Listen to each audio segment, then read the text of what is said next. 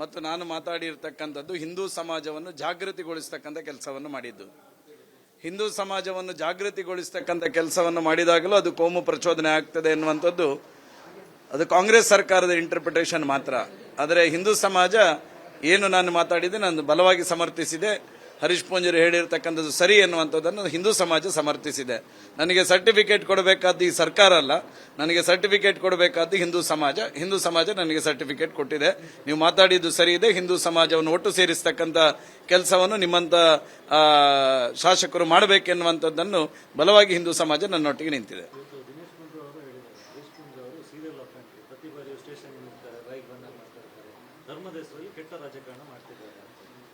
ನಾನು ಕರ್ನಾಟಕ ರಾಜ್ಯದ ಜನತೆಗೆ ಹೇಳಲಿಕ್ಕೆ ಇಷ್ಟಪಡ್ತೇನೆ. ನನ್ನ ಮೇಲೆ ಈ ಸರ್ಕಾರ ಬಂದ ನಂತರ ಸರಿಸುಮಾರು 8-9 ಮೊಕದ್ದಮೆಗಳನ್ನು ಹಾಕಿದೆ. ಈ ಯಾವ ಮೊಕದ್ದಮೆಯು ನನ್ನ ಸ್ವಂತ ಹಿತಾಸಕ್ತಿಯ ಮೇಲೆ ನನ್ನ ಸ್ವಂತ ಕೆಲಸಕ್ಕೋಸ್ಕರ ನಾನು ಮಾಡಿರ್ತಕ್ಕಂಥ ಕೆಲಸಕ್ಕೋಸ್ಕರ ಹಾಕಿರ್ತಕ್ಕಂಥದ್ದಲ್ಲ.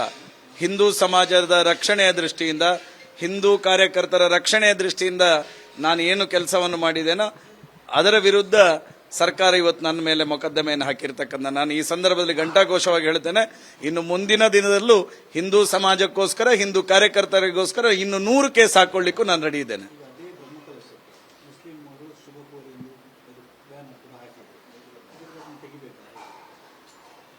ಅದೇ ಮುಸಲ್ಮಾನರು ಯಾರು ಹಾಕಿದ್ದಾರೆ, ಕಳೆದ 9 ದಿವಸ ಬ್ರಹ್ಮಕಲಶದಲ್ಲಿ ಒಂದು 35-40 ಟ್ಯೂಬ್ ಲೈಟ್ಸ್, ಯಾಕಂದ್ರೆ ದಕ್ಷಿಣ ಕನ್ನಡ ಜಿಲ್ಲೆಯಲ್ಲಿ ನೀವು ನೋಡಿದಿರಿ, ಯಾವುದೇ ಒಂದು ಬ್ರಹ್ಮಕಲಶ ಆಗಬೇಕಾದ್ರೆ ರಸ್ತೆ ಬದಿಯಲ್ಲಿ ಟ್ಯೂಬ್ ಲೈಟ್ಸ್ ಹಾಕುವಂತ ಪರಿಪಾಠ ಇರತಕ್ಕಂಥ 35-40 ಟ್ಯೂಬ್ ಲೈಟ್ ಹೊಡೆದಿದ್ದಾರೆ. 2ನೇ ದಿನನೇ ಹೋಗಿ ಪೊಲೀಸ್ ಸ್ಟೇಷನ್ ಅಲ್ಲಿ ಕಂಪ್ಲೇಂಟ್ ಮಾಡಿದ್ದಾರೆ. ಆ ಕಂಪ್ಲೇಂಟ್ ಅನ್ನು NC ಮಾಡಿದ್ದಾರೆ. ದಿನೇಶ್ ಗುಂಡೂರಾವ್ ಅವರಿಗೆ ಕೇಳ್ತೇನೆ, ಅಂತಹ ಕೋಮು ಪ್ರಚೋದನೆಗೆ ಒಳಗಾಗಬೇಕು, ಇಲ್ಲಿ ಈ ರೀತಿಯ ವ್ಯವಸ್ಥೆಗಳು ನಿರ್ಮಾಣ ಆಗಬೇಕೆನ್ನುವ ಕಾರಣಕ್ಕೋಸ್ಕರ ಮುಸಲ್ಮಾನರು ಮಾಡಿರ್ತಕ್ಕಂಥ ಆ ಕಾರ್ಯಕ್ಕೆ ಯಾಕೆ ಮೊಕದ್ದಮೆಯನ್ನು ನೀವು ಹಾಕಲಿಲ್ಲ? ಯಾಕೆ ಅವರನ್ನು ಅರೆಸ್ಟ್ ಮಾಡಲಿಲ್ಲ?